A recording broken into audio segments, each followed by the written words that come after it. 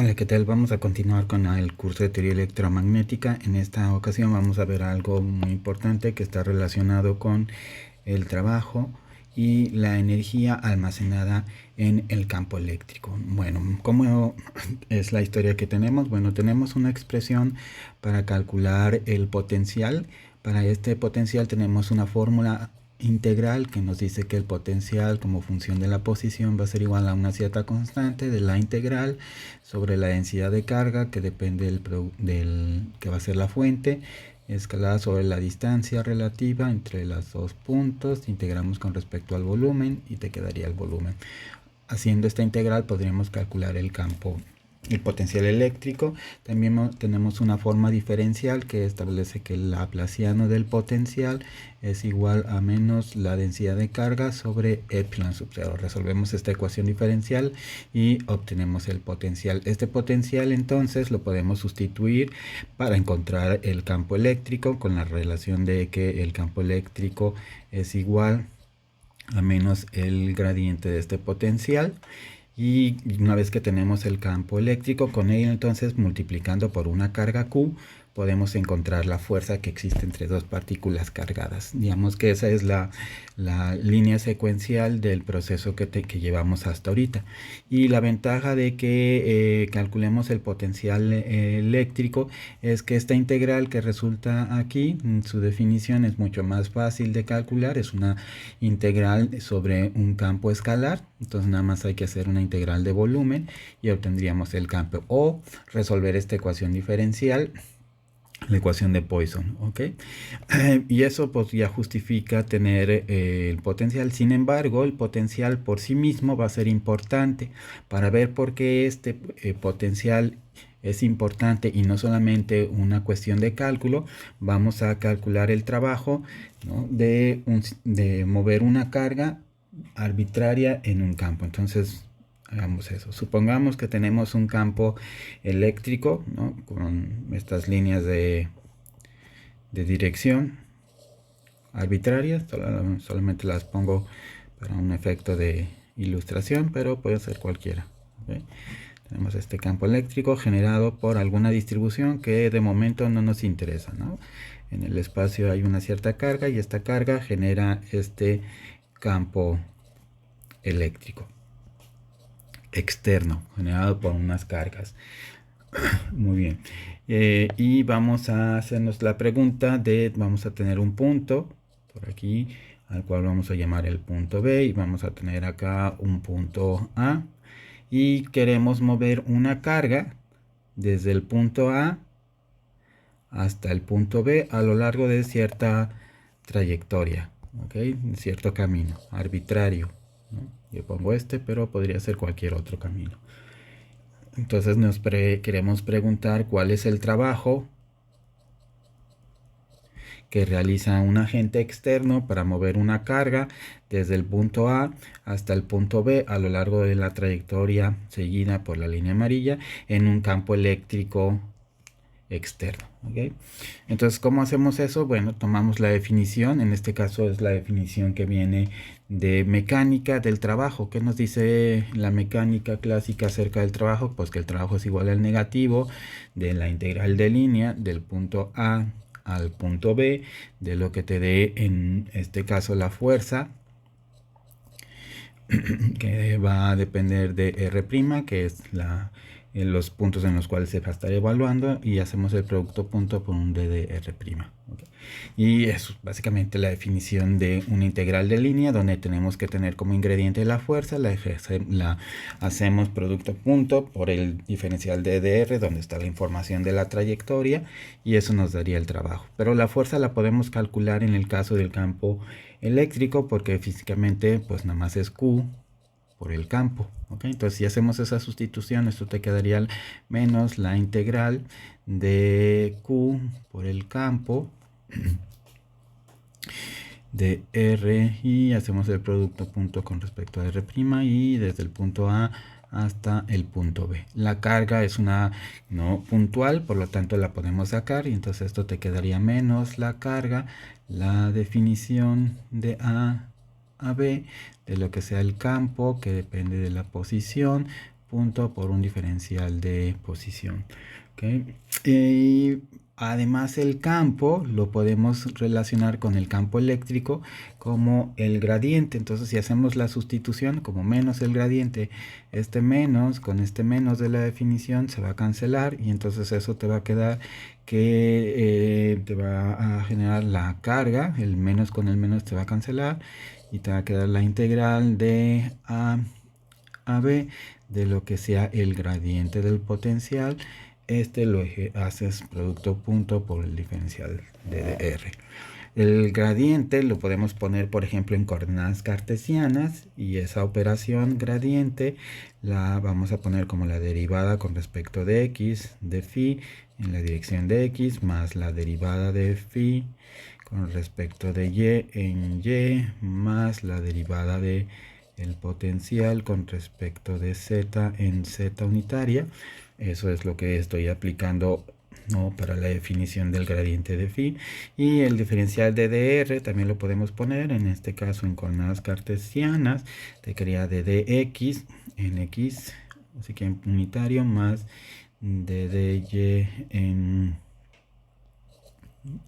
la dirección de y más de dz en la dirección de z. Si hacemos el producto punto, vamos a poner también a estas primadas. Si hacemos el producto punto de estos, pues es componente a componente suma. Entonces derivada de x por el diferencial de dx, derivada de y por el diferencial de dy, derivada de z por el diferencial de z, dado que el producto punto es la suma de los productos de cada componente. Entonces esto, si lo expandemos con las definiciones que tenemos aquí, te va a quedar que la carga va a ser igual a la integral que sigue desde a hasta b. ¿De qué cosa? Pues de la derivada del potencial con respecto a x más, por el de dx más la derivada del potencial con respecto a y' por dy' más la derivada del potencial con respecto a z por d de z'.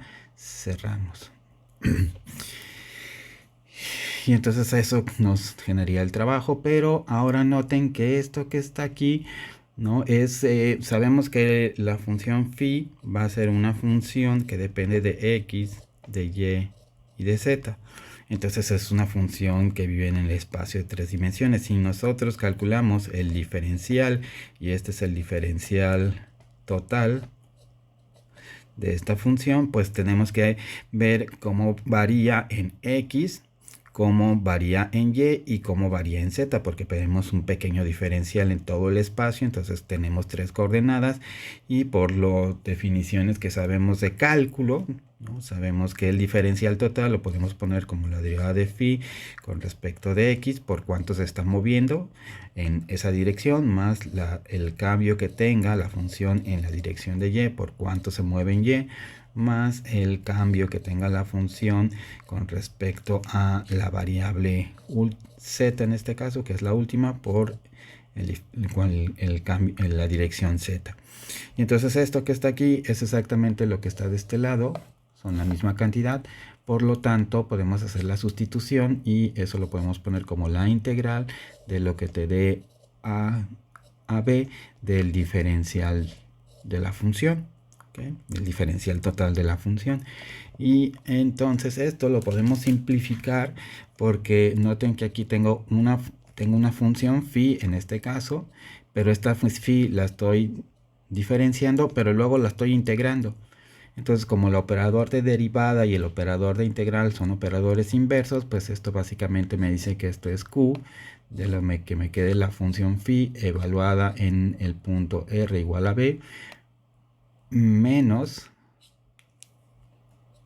lo que me quede la función phi evaluada en el punto r igual a a.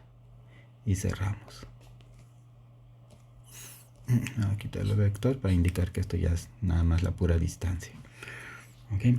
Es decir, esto lo podemos poner como q por un diferencial, por un incremento del potencial de la función phi. En conclusión, entonces, podemos poner que el trabajo que se ejerce para mover una carga puntual en un campo eléctrico externo de un punto a otro, pues es phi por el cambio del potencial. ¿Okay? Y entonces nos queda una expresión. ¿Cuál es la importancia de esta expresión? Bueno, hay algo interesante. Observen que ya en la definición, ¿no?, final no hay información sobre la trayectoria. Simplemente necesito decirles, ok, ¿cuál es este valor que está aquí? Pues es, dame el valor en el punto. Entonces en este que está acá, aquí vamos a tener un valor que es phi evaluado en R en B. Y dame este valor, entonces vamos a tener phi evaluado en R en A. Necesito dos entradas y simplemente vamos a tomar la diferencia de este valor menos este valor y eso nos daría el trabajo total que hay en el sistema. Luego entonces quiere decir que si yo me tomo otra trayectoria que conserve los dos puntos, es decir, si yo voy del punto A donde tengo este potencial, digamos ahora voy por acá, y tomo cualquier otra trayectoria, por más complicada que sea, tomo esta por ejemplo, simplemente por poner algo que sea muy complicado, y llego al mismo punto, entonces el trabajo simplemente me dice que es el potencial en el punto B, este que está aquí, es el mismo de donde partí, que es este que está aquí, ¿no? Y me va a quedar el mismo trabajo. No depende de la trayectoria. Y eso es importante porque quiere decir que esta expresión, el campo, ¿no?, el campo eléctrico o el potencial que genera este campo asociado a esta carga puntual es conservativo. No depende de la trayectoria. Entonces los campos que son conservativos en física son muy importantes porque van a cumplir la ley de la conservación de la energía. En particular, entonces, para el campo eléctrico se cumpliría una relación análoga a esa. Muy bien, eso por un lado. Por otro lado, podemos hacer lo siguiente. Podemos, ¿no?, simplificar esta expresión un poco estableciendo, ¿no?, nos ponemos de acuerdo, ¿no?, y vamos a fijar que el potencial en R igual a sea... en R igual a cuando A tiende a infinito, es decir, cuando yo me voy muy lejos, que el potencial sea cero. ¿Ok? ¿Sale? Y esto, digamos, lo fijamos.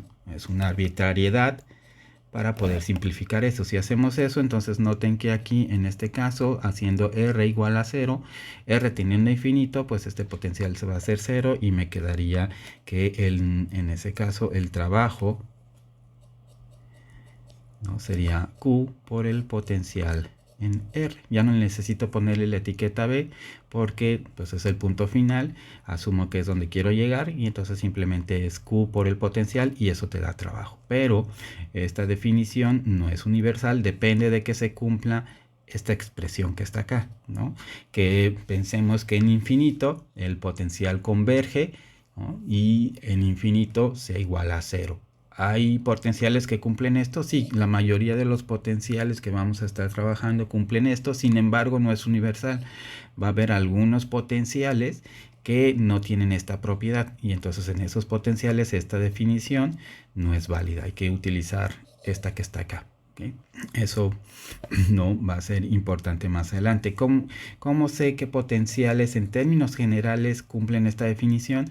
Pues son los que tienen una carga encerrada, es decir, son los que podemos colocar como una carga. Por ejemplo, si yo hablo de una esfera cargada, esta esfera entonces muy probablemente tiene toda su carga encerrada y podemos fijar para el potencial de una esfera, ¿no?, de cualquier tamaño, decir que el potencial en R igual, cuando yo me voy a infinito, es igual a 0. Este es, si lo va a cumplir. ¿Por qué? Pues porque tiene, ¿no?, su carga encerrada. Puedo aquí poner una superficie y encerrar toda su carga.